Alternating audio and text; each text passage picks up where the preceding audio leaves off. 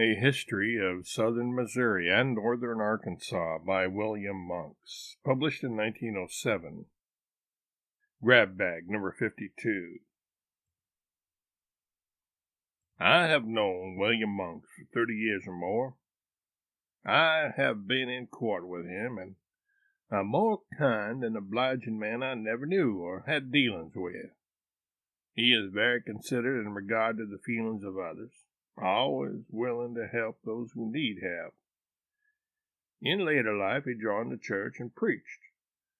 Since he began the Christian life, I have never heard of any conduct that was not in conformity to his profession of Christianity. Had he had the school advantages that others have had, he would have been a power in the community where he lived. The writer of this was born in Lancaster County, Pennsylvania, April 1st, 1824. His father immigrated west and landed in Pittsburgh in 1837. Then the writer of this migrated southwest and finally landed in Tennessee. At Springfield, he met Catherine Everett, or Abbott, as they now call it, and married her, March 20th, 1856. She was born in Reesville, Kentucky, and is still living, age 76 years, last January. J.B. Winger, West Plains, Missouri. Dr. Dixon's long acquaintance. I will state that I came to Howell County in the year 1866 and settled on Hutton Valley near where the town of Willow Springs now is. The present town site was in a small field without a fence and one small log cabin. I followed the practice of medicine up to the present date. I was 83 years old the 20th of August, 1906, and the picture I send you was taken when I was 81 years old. I was born in McMinn County, East Tennessee, and remained there until I was 11 years old, when I left there and have gone through many changes and experiences since then. I served in the Mexican War. I married near Louisville, Kentucky in 1849. My wife is still living and is nearly 85 years of age and in pretty fair health. I will state that I have known Colonel William Monks and wife for over 40 years and know them to be good and true people. I will further state that there were said to be but 78 families in the entire county of Howell, and 4 families in the town of West Plains in May 1866, and Colonel William Monks was one of the 4. Now, I believe there is a population in West Plains of over 4,000, and there is room for many more. This is an educational town, fine colleges and high schools, besides quite a number of ward schoolhouses, almost entirely built of brick. Schools last about 9 months in the year. Respectfully yours, Dr. J.C.B. Dixon, West Plains, Missouri. Union woman leaves Arkansas for Missouri.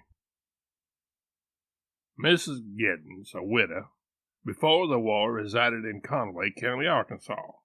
She had 2 sons, Brad and John, who were about grown at the commencement of the war.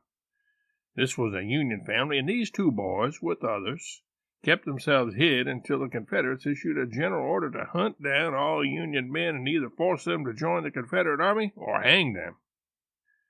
The boys at once saw that they would be arrested and forced into the Confederate service. They held a consultation with their mother and decided to try to reach the Federal lines near Rolla.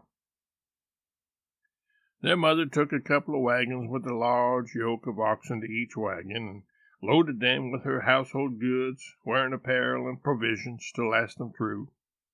In the spring of 1864, they started for Rolla.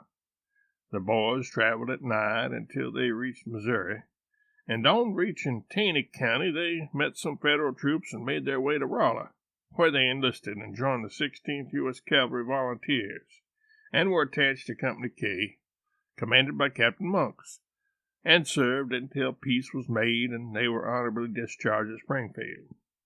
Both of them are still living and are active ministers of the Church of Christ. Their mother aimed to reach Raleigh by way of West Plains, and on reaching Howe County, near what is known as the Newt Bond Farm, the bushwhackers stopped her wagons and robbed her, and ordered her to exchange her large cattle for smaller ones, and her large wagon for a small light wagon, so that the smaller cattle could pull it. Finally, after being stopped several times by the Confederate authorities, she reached Raleigh and found that her sons had enlisted in the Federal Army.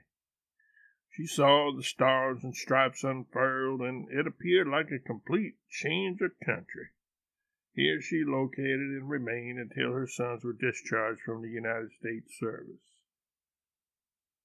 Samuel B. Giddens, Somerville, Missouri.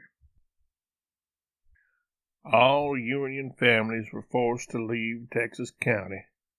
The illustration contains a picture of S.B. Giddens and wife who were driven out, also Mrs. Mary Dewitt, now over 70 years of age, who was forced to leave all she had and flee for her life. Mrs. Stillman Stellman, whose father went to Raleigh and got the Federal soldiers to guard him while he removed his family. Union men killed in Izard County, Arkansas. Moody, Missouri, September 26, 1906. Prior to and when the War of the Rebellion broke out, the writer of this article was a citizen of Izard County, Arkansas. The few loyal people that lived in North Arkansas had a hope that war would be averted, and when Fort Sumter was fired upon, they realized the awful condition and consequences of war at their very doors. Those who favored a dissolution of the states had given notice in no uncertain way, and when the news was flashed over the country that there had been a clash of arms, the persecution of the loyal people began in the South and Central states by those that favored secession. They organized themselves into companies and went from house to house notifying all those that seemed not to take sides either way that the time had come when the sheep and goats had to be separated. The Union element was arrested, and many were sent to the penitentiary at Little Rock, Arkansas, from the counties of Izard, Fulton, and Independence. Those people were robbed and plundered as long as there was anything worth taking, and some of them, after they had got all the Union people had, commenced arresting and hanging the Union men. They arrested the young man and placed a halter around his neck to hang him. He broke loose from them, and he was run 1 mile before he was caught. Then he was taken to a stooping ash tree and hung. The writer was creditably informed that a man who was a prominent member of the Baptist Church scratched the dirt from under his toes in order that he might hang clear off the ground. I have seen the tree he was hanged on many times.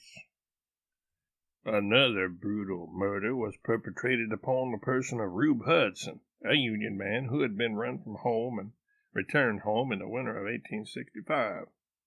From an exposure, he took sick with pneumonia. His wife had secreted him under the floor near the chimney and fireplace. The news got out that he was at home.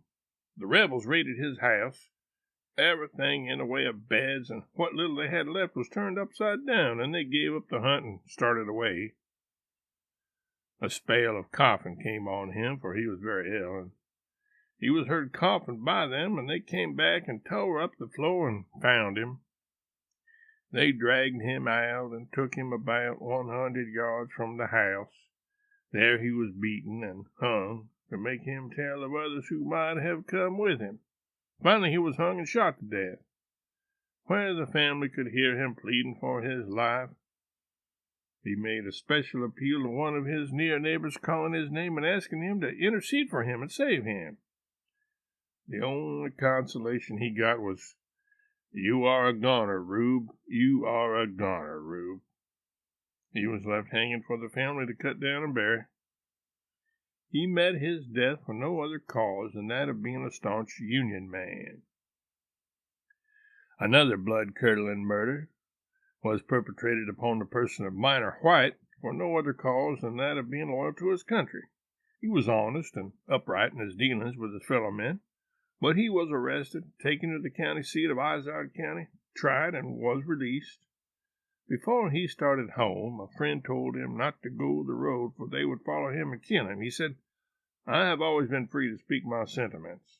I have done nothing that I have to slip back home through the woods. I am going to take the public highway if I am killed." He was overtaken about a mile out by the mob that took him there. He was shot and over the wires mutilated and left hanging in a tree. I could mention many things that were done to the Union men and women in northern Arkansas that make me shudder to think of. And if I were to undertake to relate all that came under my own observation, and many incidents that took place in the counties mentioned that were related to me by others who are entitled to credit for honor and truth, there was not a Union man left at home in the counties above referred to. I am opposed to war on general principles. First, it never settles the issue. Second, it is always a poor man's fight and a rich man's fuss. Third, if the poor soldier is fortunate enough to get back alive, the debt is his to pay. J. M. Dixon.